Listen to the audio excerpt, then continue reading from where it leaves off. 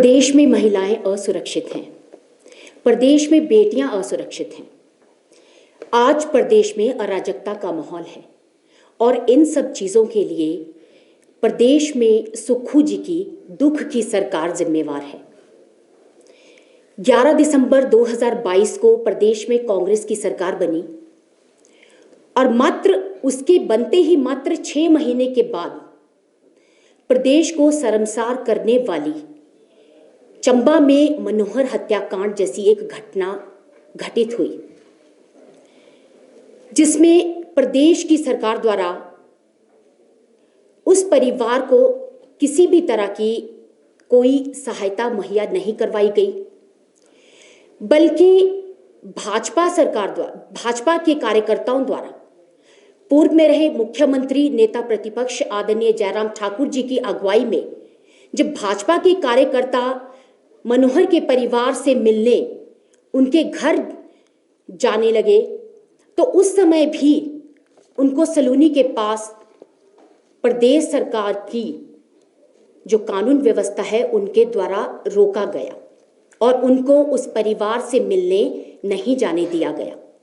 लेकिन फिर भी भारतीय जनता पार्टी ने इसके खिलाफ, इस कुकृत्य के खिलाफ आवाज उठाई और मनोहर को न्याय दिलाने के लिए उन्होंने एकजुट होकर प्रदेश सरकार पर दबाव बनाया। मैं बात करूंगी माननीय मुख्यमंत्री जी के गृह क्षेत्र भोरंज की, जहां पर एक महिला पर इतना गलत व्यवहार किया गया। वहां पर महिला के बाल काटे गए, महिला का मुंह काला करके उसको पूरे गांव और पंचायत में घुमाया गया। और वो जो एरिया है वो माननीय सुखविंदर सिंह सुक्खू जी का एरिया था। उस समय भी जो सरकार थी वो सोई हुई थी, जो इनका प्रशासन था वो सोया हुआ था, जो हमारा पुलिस डिपार्टमेंट है वो सोया हुआ था। बच्ची के साथ मंदिर के प्रहरी के द्वारा कुकृत्य किया जाता है, उसका रेप किया जाता है।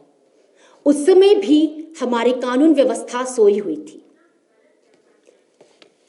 शिमला के मॉल रोड पर पुलिस कंट्रोल रूम के सामने, और वो मॉल रोड जहां पर जो कैमरे से लैस है, वहां पर भी एक दुकान में काम करने वाले युवा बच्चे के साथ उसके साथ जो लोग हैं वो अभद्र व्यवहार करते हैं और उसे मार देते हैं।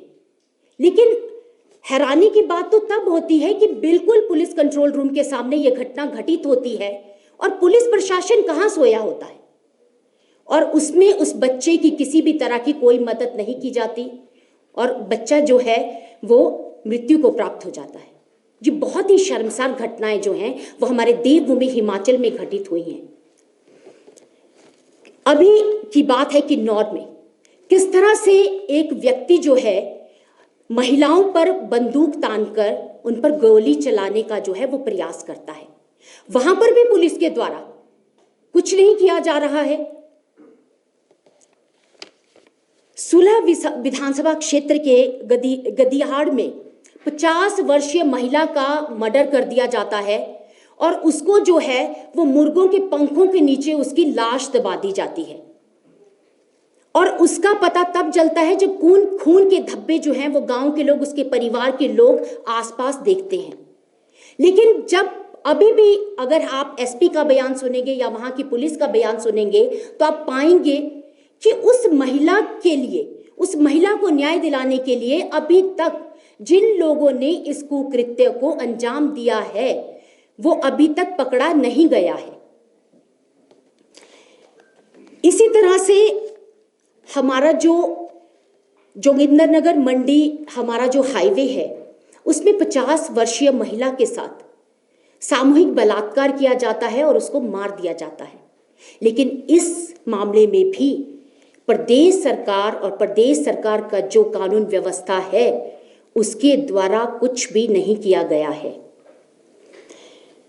अब मैं बात करूंगी उस विषय की जो अभी 2 दिन पहले घटित हुआ है। प्रदेश की महिलाओं को, प्रदेश के लोगों को ये सोचने पर मजबूर कर दिया है कि क्या वाकई में जिसे हम देवभूमि के नाम से जानते हैं, जिसे हम देवभूमि मानते हैं, क्या वो वाकई में देवभूमि बनकर रह गई है? क्या वहां पर वाकई में महिलाएं सुरक्षित हैं? क्या हम महिलाएं 7 बजे के बाद अपने घर से बाहर निकलने में सुरक्षित महसूस कर रही हैं? और यहाँ पर तो ये आलम हो गया है कि दिन दिहाड़े महिलाओं पर इतने गलत व्यवहार हो रहा है और महिलाओं पर आपराधिक मामले हो रहे हैं। हम सभी जानते हैं कि एक कॉलेज की छात्रा को पर किस तरह से पालमपुर के बस स्टैंड पर तेज हथियार से 10 से 12 बार उस पर आक्रमण किया जाता है। उस बहन की उंगलियां काट दी जाती हैं, उसके सर पे चोट आती है, उसकी गर्दन पर चोट आती है, उसकी बाजू पर चोट आती है। लेकिन मैं पूछना चाहूंगी कि क्या बस स्टैंड में एक भी पुलिस वाला उस समय मौजूद नहीं था? ये किस तरह की व्यवस्था आज प्रदेश सरकार आम जनता को दे रही है? मैं धन्यवाद करना चाहूंगी मोंटी राणा जी का, जिन्होंने अपनी जिम्मेवारी को समझते हुए पुलिस को कॉल किया और पुलिस को सूचित किया इस जघन्य अपराध के बारे में। मैं धन्यवाद करना चाहूंगी प्रियंका जी का, जिन्होंने मदद की और उस महिला को अस्पताल तक पहुंचाने का कार्य किया। और इसी के साथ साथ हमारी जो मंडी लोकसभा क्षेत्र से जो हमारी MP, हमारी मेंबर ऑफ पार्लियामेंट की जो हमारी प्रत्याशी हैं कंगना जी, उन्होंने उस युवती का हालचाल जाना और उस युवती को जो भी उनका अस्पताल में खर्चा आएगा उस खर्चे को वहन करने का उनको जो है उन्होंने कहा है उनकी वो पूरी तरह से उसमें मदद करेंगी। मैं आज आप सबके माध्यम से उनका धन्यवाद करती हूँ और साथ ही साथ मैं प्रदेश की जनता से भी अपील करती हूं कि ये जो सुख की सरकार है, जो हमें आज प्रदेश भर में जघन्य अपराध इस सरकार के चलते देखने पड़ रहे हैं और हम जिन अपराधों से गुजर रहे हैं और जो ये पुलिस प्रशासन सोया हुआ है, तो मित्रों हम सबको एक दूसरे की ही इसमें मदद करनी पड़ेगी, क्योंकि ये जो पुलिस प्रशासन सोया है, ये सरकार सोई है, ये हमारी नहीं सुनेगी, ये आम जनता की नहीं सुनेगी। इसमें हम सबको मिलकर एक दूसरे की मदद करनी है। जैसे पालमपुर में ये जो है उदाहरण हमारे पास आया, जिसमें मोंटी राणा जी ने पुलिस को फोन किया, प्रियंका जी ने उनको हॉस्पिटल पहुंचाने में मदद की, क्योंकि प्रशासन तो सोया हुआ है।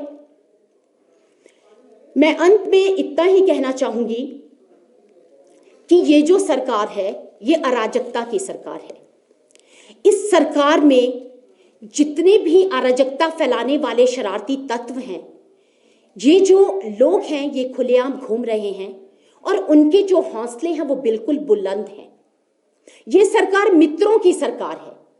ये सरकार मात्र उन्हीं को ही फायदा दिलाने में लगी है और ये सरकार सत्ता सुख भोगने आई है। ये सरकार केवल अपना समय निकाल रही है और इनका जो पूरा का वो है, वो सिर्फ अपने लोगों को फायदा पहुंचाना और अपने लिए किस तरह से अच्छा खुद के लिए किस तरह से लग्जरी ढूंढी जाए, ये उसमें जुटी हैं। प्रदेश में जनता है वो त्रस्त है, ये हम सभी जानते हैं। वो किसी भी मामले में आप देख लीजिए, तो मेरा जनता से यही आग्रह रहेगा कि आप सब एक दूसरे के लिए स्वयं खड़े होइए, स्वयं लड़िए और एक दूसरे की स्वयं सहायता कीजिए। Bureau report, city channel, Shimla.